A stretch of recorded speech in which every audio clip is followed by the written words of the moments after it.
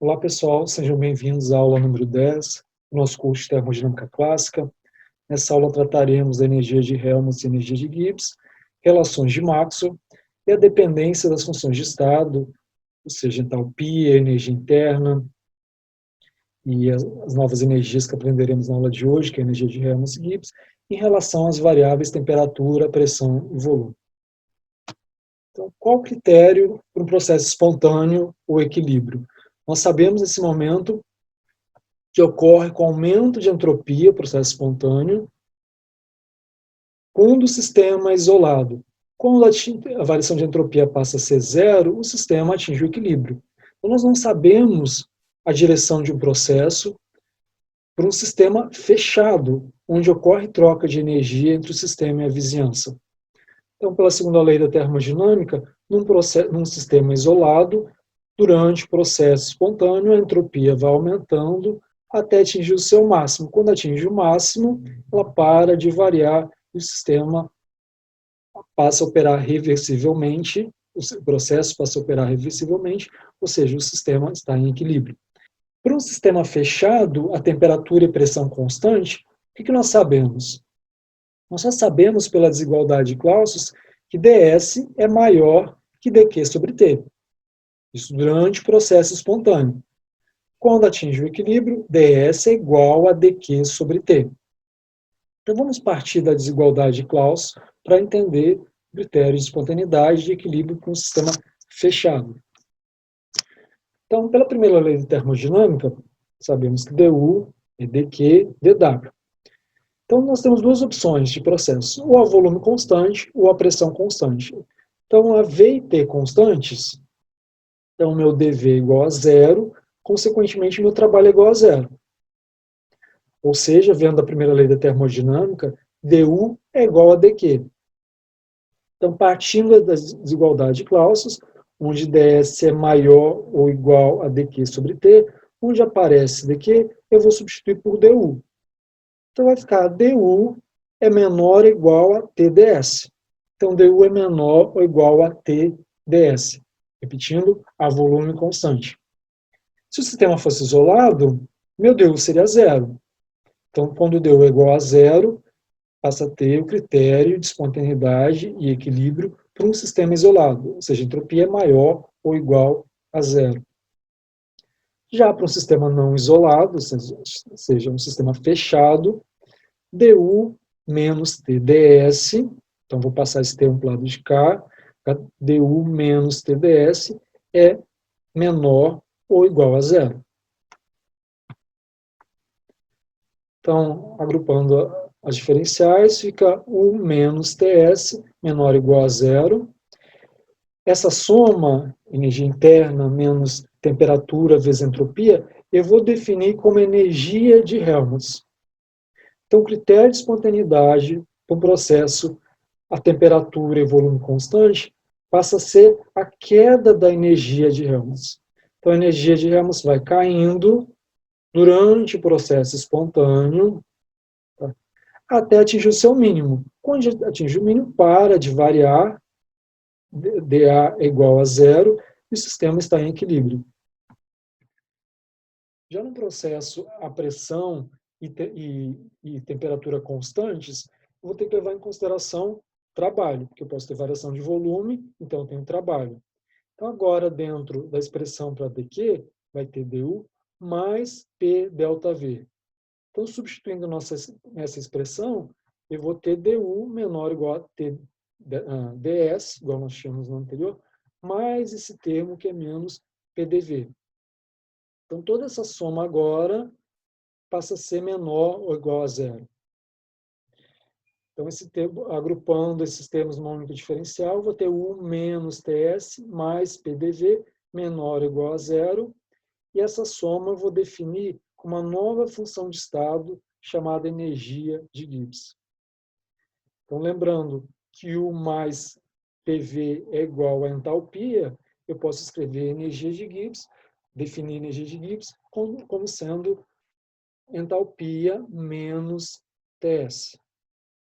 Então, agora, escrevendo por um processo com variação de energia livre, eu tenho ΔG igual a ΔH menos T delta S, essa soma sendo minimizada durante o processo espontâneo ou sendo igual a zero no equilíbrio. Nós temos um gráfico como esse. Durante o processo espontâneo, a energia de Gibbs vai diminuindo até atingir o equilíbrio, onde ela para de variar, onde dG é igual a zero. Então, por exemplo, um processo endotérmico, então ΔH maior que zero, e que ocorre com queda de entropia, então ds menor que zero, com negativo da frente, esse termo passa a ser positivo. Então, um processo endotérmico com queda de entropia está associado a um aumento de energia livre. Então, ele não ocorre espontaneamente nessa direção. Ele vai ocorrer espontaneamente no sentido contrário. No sentido contrário, é onde a energia livre vai cair. Então, vejamos esse exemplo, um exemplo bastante simples. O processo. Primeira coisa, identificação de qual processo estou falando. Então, o processo é fusão da água, gelo, tá, a 273,15 Kelvin e 1 bar. Aí ele dá a informação do ΔH molar de fusão, o valor, dá o valor da variação de entropia de fusão e pede para calcular o ΔG do processo. Então, ele pede para provar que esse valor é igual a zero nessa temperatura e nessa pressão. Então, lembrando, mudança de estado é um processo reversível, T e P constante.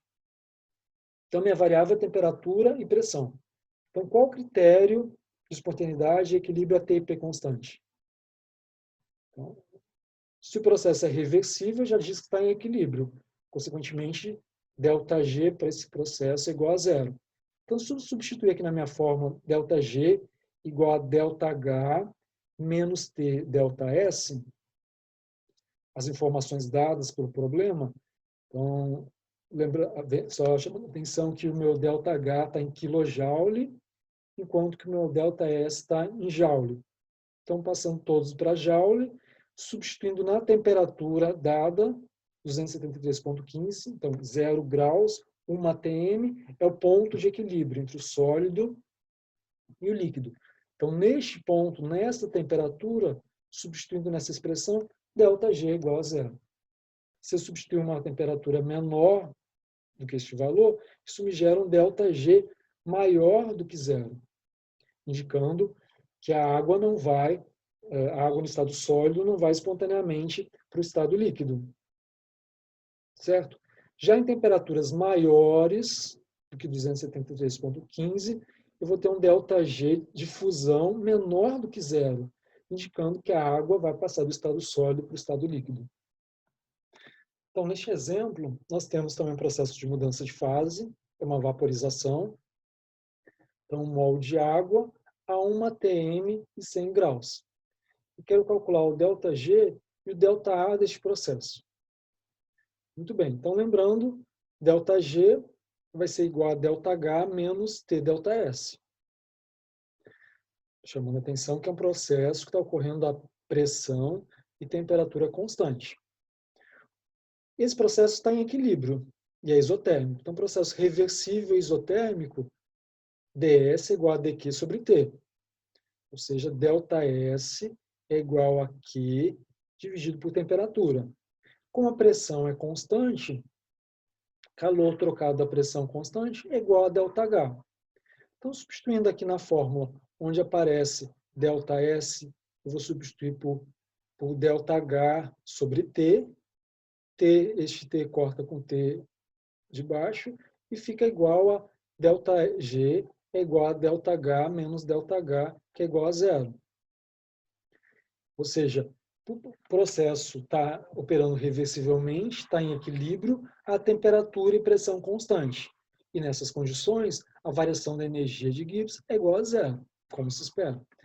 Agora, quando eu vou calcular a variação da energia de Helmholtz, essa não necessariamente vai ser zero, porque ela é igual a zero, ΔA é igual a zero, para um equilíbrio, para um processo a temperatura e volume constante, não a temperatura e pressão constante. Então, a expressão para ΔA, ΔU menos T ΔS. Agora, nós temos ΔU é igual a Q mais W, porque como a pressão é constante, eu posso ter uma variação de volume. Eu tendo uma variação de volume, eu tenho trabalho. Consequentemente, sabendo disso, sabendo que ΔS é Q sobre T, que o processo é reversível, substituindo na fórmula para ΔA, vai ficar Q mais W, que é igual a ΔU, que aparece aqui, e este termo T ΔS vai ser igual, que aparece aqui, vai ser igual ao Q. Consequentemente, a variação da energia de Helmholtz para este processo é igual ao trabalho. Qual que é o trabalho associado aqui? A pressão é constante. Então, vendo aqui na fórmula de trabalho, pressão sai da integral. Eu integro simplesmente dV, que é ΔV. Esse ΔV vai estar associado à diferença de volume entre o líquido e o gás. O processo de vaporização. Então, o final é o gás, o inicial é o líquido. Então, eu vou ter que calcular os volumes do gás e do líquido.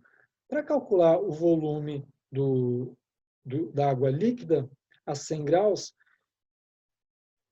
eu tenho um volume molar em torno de 18,8 centímetros cúbicos por mol. Isso pode ser facilmente calculado a partir da densidade da água nessa temperatura. Então, ela é muito próximo do que você observa a 25 graus, que é 18. Então, assumindo este valor para o volume molar da água líquida, resta calcular o volume molar da água gás. Neste caso, por simplificação, a gente pode considerar a água gasosa se comportando como um gás ideal e estimar a partir de PV igual a nRT. Então, o volume molar é igual a RT sobre P. Substituindo, eu acho esse valor e vejam, comparando o volume molar do gás com o volume molar do líquido, o volume do gás é muito maior. Então, basicamente, o ΔV é igual ao volume molar do gás.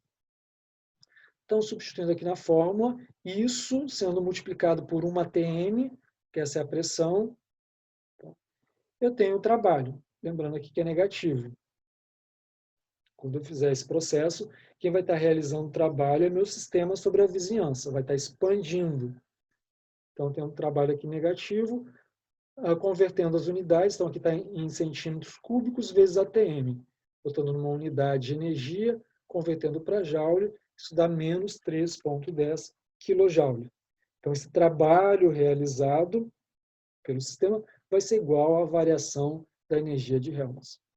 Então, é importante, o sistema está em equilíbrio a T e P constante. Isso implica ΔG igual a zero, mas ΔA não necessariamente é zero. Aqui a gente calculou e vimos que tem um valor e é negativo. Então, nós aprendemos que durante um processo espontâneo, num sistema isolado, a entropia aumenta. Então, a direção do processo espontâneo é aquela de aumento de entropia. E aprendemos que no sistema fechado ocorre a minimização, a queda da energia livre durante o processo espontâneo. Então, qual é a relação entre essa queda de energia livre observada para o sistema e a entropia do universo, já que o universo é um sistema isolado?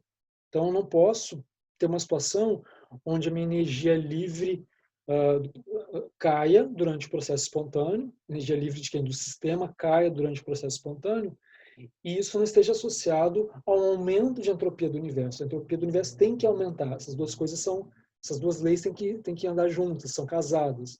Então, vamos relacionar essas duas coisas, a energia, a variação de energia livre do sistema com a variação da entropia do universo.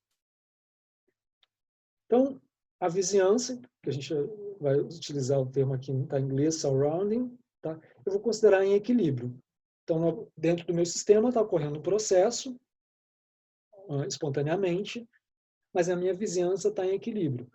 Então, a variação da entropia da vizinhança é igual ao calor, trocado no sistema de vizinhança, o Q da vizinhança, dividido por temperatura. Por quê?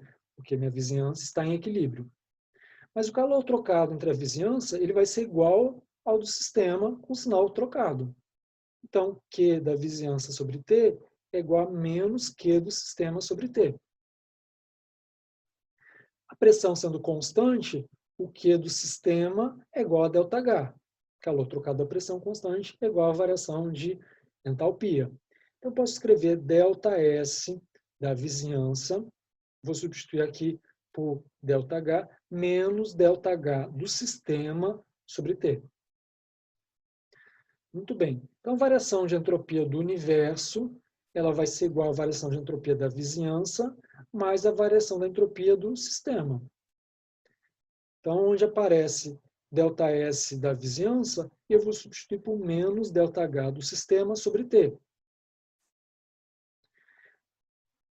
Multiplicando temperatura aqui em cima e dividindo embaixo, eu vou colocar 1 sobre T em evidência e posso escrever ΔS do universo é menos ΔH do sistema menos T ΔS dividido por temperatura.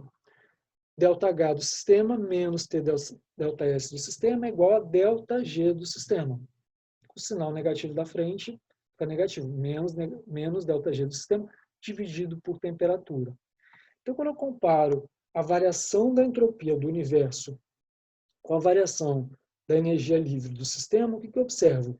Sempre que cai a energia livre do sistema, isso está associado ao aumento da entropia do universo. Esse slide apresenta um resumo do que a gente viu até este momento em termos de relações termodinâmicas. Então, o que é importante? Essas relações, elas são válidas, elas são usadas para um sistema operando reversivelmente, ou seja, em equilíbrio. Muito bem, então a primeira lei de termodinâmica, du, dq mais dw. O trabalho que a gente vai calcular aqui é o trabalho reversível, que é associado à pressão e volume. Então, dw reversível é menos p dv. Já dq está relacionado com variação de entropia, segundo a lei da termodinâmica. Isso para um processo reversível. Lembra que processo irreversível, ds é maior que dq sobre t. Então, para um processo irreversível, eu não uso essa expressão. Então, eu posso substituir onde aparece dq, na primeira lei, pela expressão de dq dada pela segunda lei. E substituo também a expressão para trabalho e eu tenho essa nova expressão para du. Então, essa expressão du igual a tds menos pdv é uma mistura da primeira e segunda lei. Aprendemos também outras funções de estado, entalpia, energia de Helmholtz, energia de Gibbs. Então, tanto a energia de Helmholtz quanto de Gibbs estão relacionadas com energia, tá, e entropia. E o balanço dessas duas funções de estado vai definir se o sistema está em equilíbrio ou está operando reversivelmente. E aprendemos também a relação entre energia interna e temperatura, a dependência de energia interna com temperatura é dada por CV, e a relação entre entalpia e temperatura é dada por CP. Então, vejo por essas expressões que sempre que eu aumento temperatura, eu aumento energia interna. O quanto que vai aumentar a energia interna quando eu aumento a temperatura? Quem diz é o parâmetro que me dá essa informação é o CV. O grau de dependência da entalpia com temperatura é CP. Então, a entalpia também sempre vai aumentar com o aumento da temperatura, assim como a energia interna, porque CV e CP são sempre positivos. Então, escrevendo neste formato, que o X pode ser pressão ou volume, vou botar CP, dq a pressão constante, por dt, ou CV igual a dq a volume constante, dt.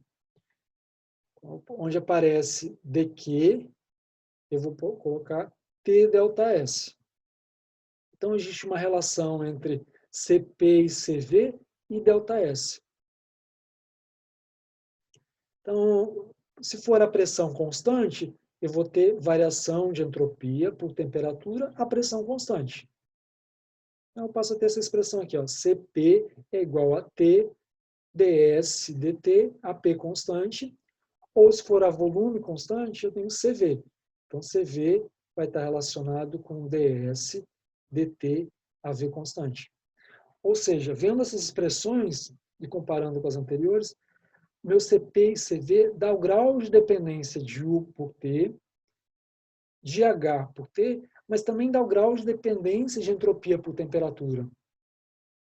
Então, sempre que aumentar a temperatura, isso é importante, sempre que aumentar a temperatura, minha energia interna aumenta, minha entalpia aumenta e minha entropia aumenta, porque CP e CV são sempre positivos. Então, nunca esqueçam disso, que CP e CV fornecem o grau de dependência, tanto de entalpia, quanto de energia interna, quanto de entropia em relação à temperatura. Então, assim como eu obtive uma expressão para DU, como essa, que é uma mistura então, da primeira lei com a segunda lei, eu posso obter expressões para DH, DA e DG. Então, por exemplo, para DH, o que é a entalpia? Entalpia é energia interna mais PV. Então, eu posso abrir essa diferencial dessa forma e substituir aqui por DU, dado por essa expressão. Então, substituindo e cortando os termos, eu chego à expressão para DH igual a TdS mais VdP. O mesmo procedimento eu faço para obter uma expressão para variação da energia de Helmholtz. Então, energia de Helmholtz é U menos TS. Então, abro essa expressão no formato diferencial, substituo pela expressão do DU, eu tenho para dA igual a menos S dt menos PDV. Igualmente, para a variação da energia de Gibbs. Agora, eu utilizo a expressão para DH, dado aqui, cortam vários termos e fica a expressão dg igual a menos S dt mais V dp. Então, essas quatro expressões são chamadas de equações de Gibbs. Então, tenho para du, dH, dA e dg. Elas são válidas para processos, para sistemas fechados, processos reversíveis, isso é importante. Apenas para processos reversíveis eu vou aplicar essas equações, e trabalho associado à pressão e volume. Muito bem, a partir dessas quatro relações de Gibbs, nós podemos obter outras relações, algumas mais úteis do que outras. Então, por exemplo, para a DU, então a DU está em função de duas variáveis aqui. Agora está em função de S, de entropia, e de volume. Então, essas são as duas variáveis. Então, eu posso escrever DU em função das derivadas parciais. Então, du ds é volume constante, du dv é S constante. Se eu comparar esta expressão com a expressão obtida para du, eu vejo que este termo é igual à temperatura, enquanto que este termo é igual a menos pressão. Então, eu obtenho essas duas relações. Então, a partir dessa relação de Gibbs, eu obtenho essas duas expressões. Vejam que processos onde eu meço as variáveis a entropia constante ou variando a entropia são medidas difíceis de serem executadas, então não são muito úteis. A mesma coisa eu vou fazer usando a expressão para entalpia, eu chego a essas duas expressões. Para a energia de Helmholtz, eu chego a essas duas expressões. E para a energia de Gibbs, eu chego a essa expressão e a essa expressão. Então, a grande maioria dessas expressões ou tem variação de entropia ou entropia constante. Aqui, por exemplo, se eu medir variação da energia de Gibbs em função da temperatura, então eu vou medir aqui a variação do ΔG, função de T, a pressão constante, eu consigo medir delta menos ΔS. Lembrando, eu não meço no meu sistema energia livre. Eu faço um processo e meço a variação da energia livre. Então, eu vou transformar essa expressão numa expressão botando um delta aqui e um delta aqui. A mesma coisa essa expressão aqui. Se eu medir variação da energia livre com pressão a temperatura constante, eu meço o volume. Ou eu vou medir delta, variação de ΔG com pressão a temperatura constante, isso vai me dar ΔV. Então, na prática, eu vou medir ΔG em diferentes pressões e vou determinar a variação de volume do sistema. E nós temos outras funções de estado, que eu vou definir aqui. Uma delas é o coeficiente de expansão térmica. O coeficiente de expansão térmica eu vou chamar de alfa. Então, estou definindo, está relacionado com o efeito da temperatura, da variação da temperatura sobre o volume do sistema. Então, quando eu aqueço ou resfrio o sistema, qual que é o impacto disso sobre o volume?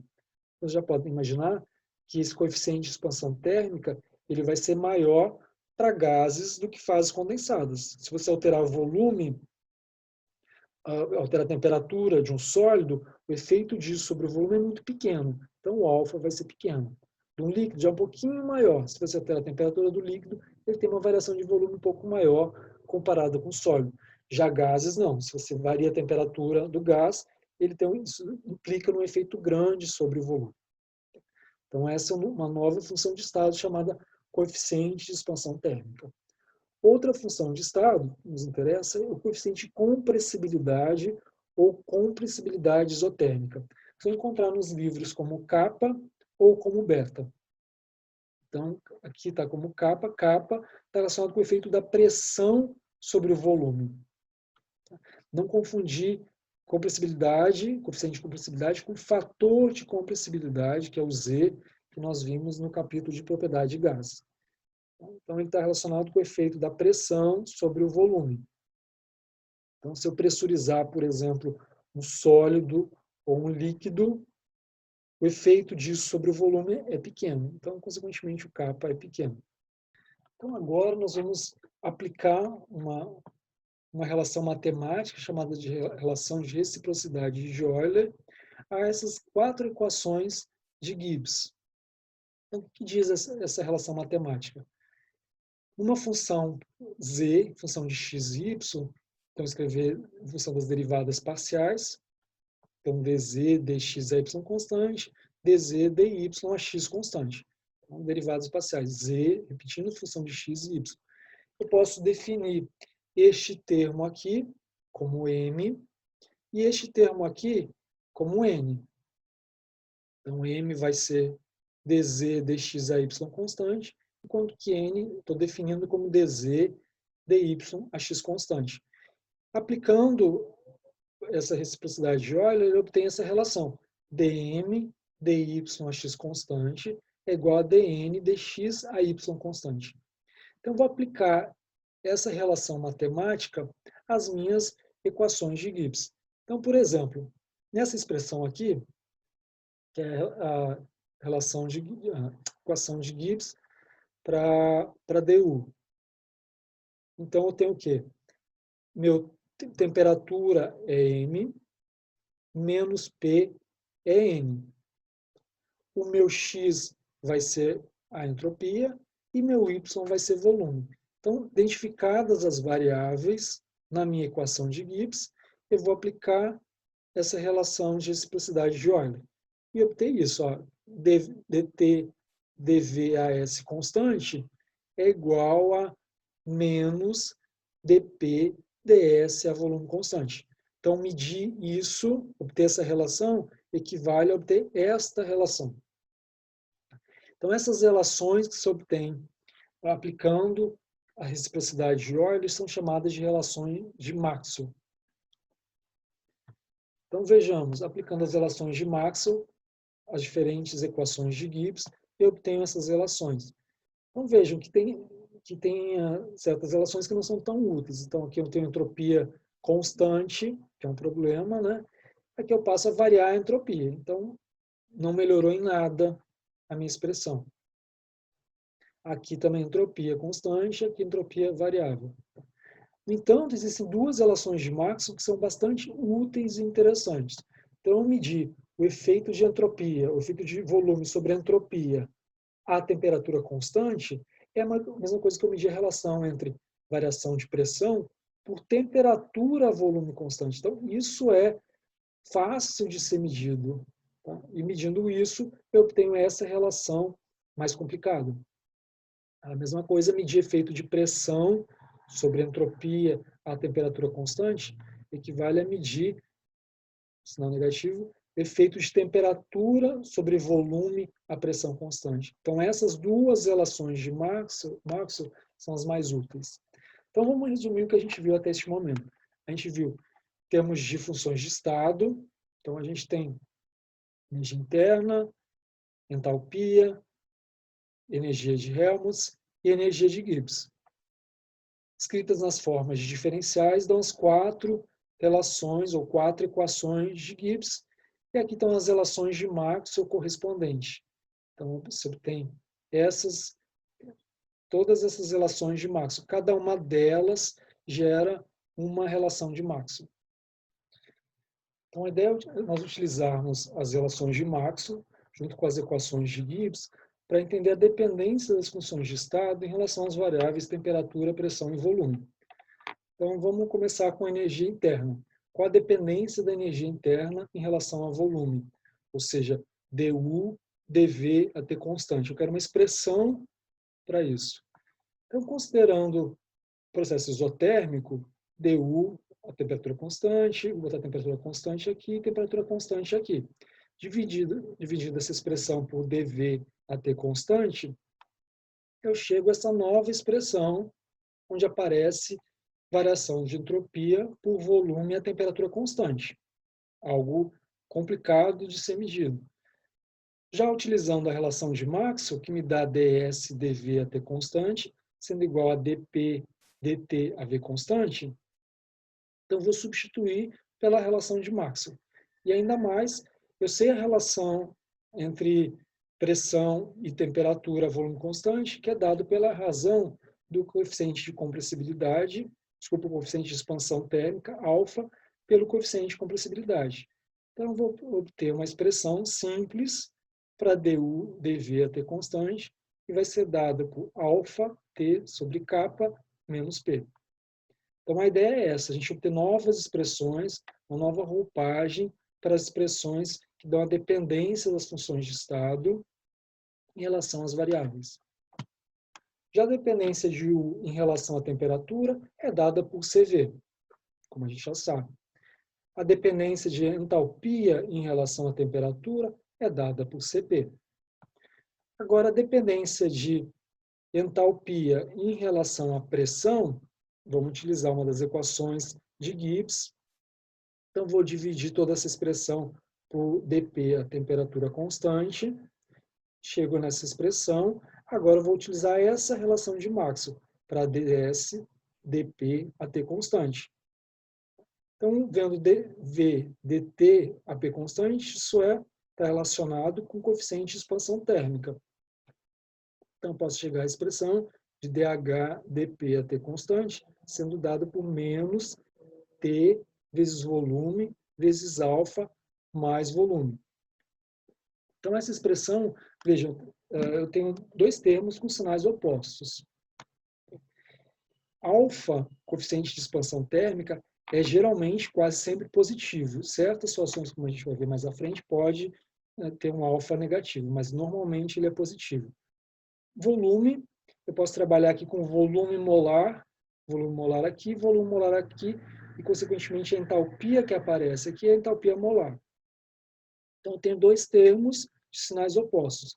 Então, geralmente, o efeito de pressão sobre a entalpia ele é pequeno, então, principalmente para pressões baixas a moderadas. Gases é um pouquinho maior, mas, em geral, também não é muito significativo, não. Este termo aqui, essa dependência de entalpia por pressão, ele é zero para um gás ideal.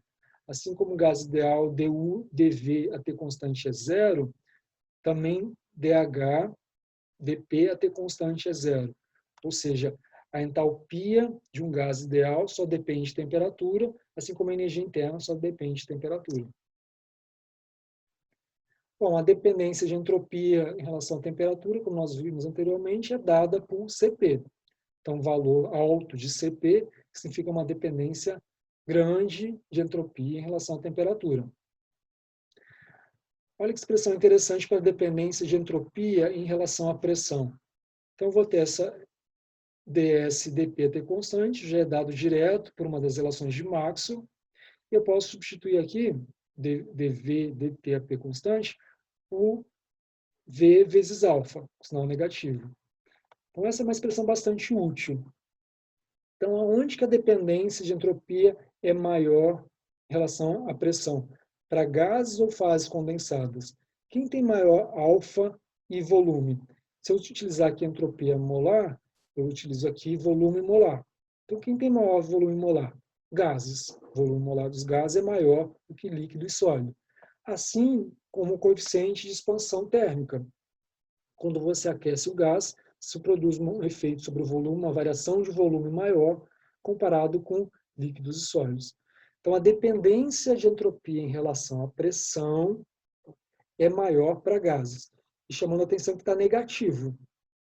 Como o volume molar é positivo e o alfa quase sempre é positivo também, então, assim, sempre que você tiver um aumento da pressão, você vai ter uma queda de entropia.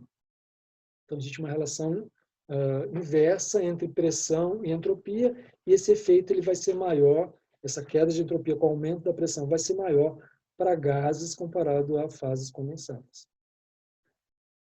Dependência de energia livre em relação à temperatura e pressão. Então, nós temos essa expressão que nós já vimos, que não vai ser muito útil, a não ser que eu enfim, trabalho com ΔG, então a variação do ΔG em relação à temperatura à pressão constante vai me dar menos ΔS.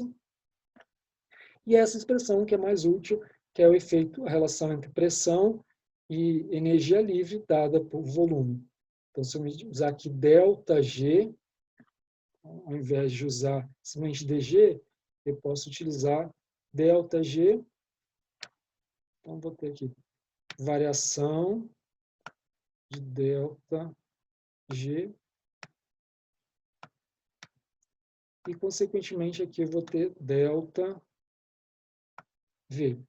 Então, essa expressão é uma expressão bastante útil e muito utilizada para cálculo de variação de volume de moléculas associada à pressão.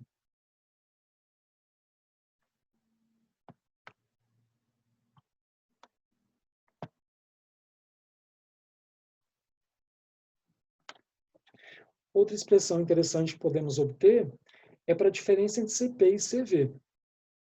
Então, nós conhecemos pelas aulas anteriores que CP menos CV é dada por essa expressão, está relacionado com du dV a T constante e está relacionado com dV dt a P constante. Então, aqui nós já sabemos, já obtivemos uma expressão para este termo, então vou substituir dentro do CP menos CV por este termo, de du dV a T constante, e já esse outro termo, dV dt a P constante, está relacionado com alfa. Então, posso utilizar V vezes alfa. Então, vou ter uma expressão para CP menos CV, simplesmente dada por temperatura vezes volume, com alfa elevado ao quadrado dividido por kappa. Então, vejamos.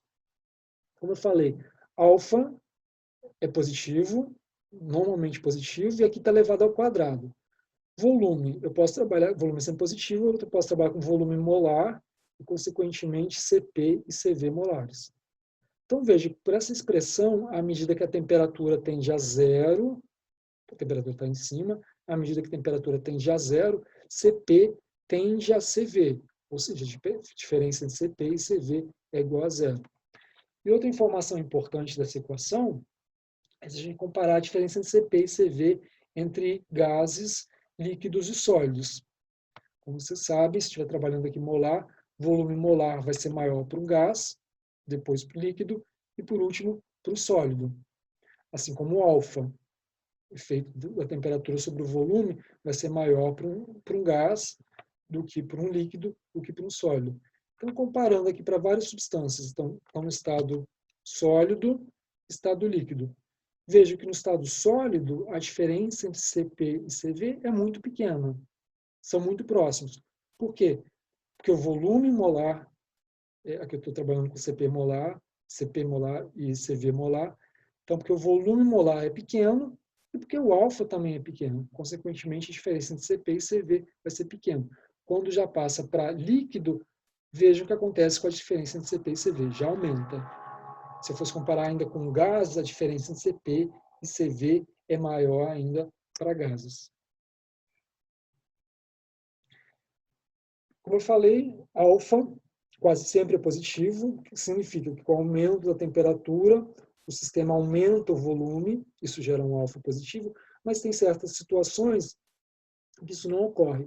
exemplo, a variação do volume da água com o aumento da temperatura. Então, a água tem um comportamento que chamamos de anômalo. Inicialmente, com o aumento de temperatura, o volume dela diminui, então ela fica mais compacta, a densidade aumenta, para depois ter um aumento do volume. Então, ela passa por uma transição que é em torno de 3,98. Então, o problema aqui é provar que Cp é igual a Cv neste ponto, então nessa temperatura de 3,98 graus Celsius e 1 atm. Neste ponto, dV, dt, a pressão constante é igual a zero, isso implica em alfa igual a zero. Voltando na expressão para a diferença entre Cp e Cv, alfa sendo zero, Cp menos Cv é igual a zero, ou seja, Cp é igual a Cv. Por fim, nós vamos calcular, nesse exemplo, a variação de energia interna, dU, dV até constante, para um gás não ideal, um gás que obedece à equação de Van der Waals. Então, nesse exemplo, vou utilizar nitrogênio a 25 graus e 1 atm, e a equação de Van der Waals para estimar esse termo dU, dV até constante. Então, partindo da equação de Van der Waals, está aqui a equação, e lembrando que dU, dV até constante está relacionado com isso. dP, dt, AV constante, menos P.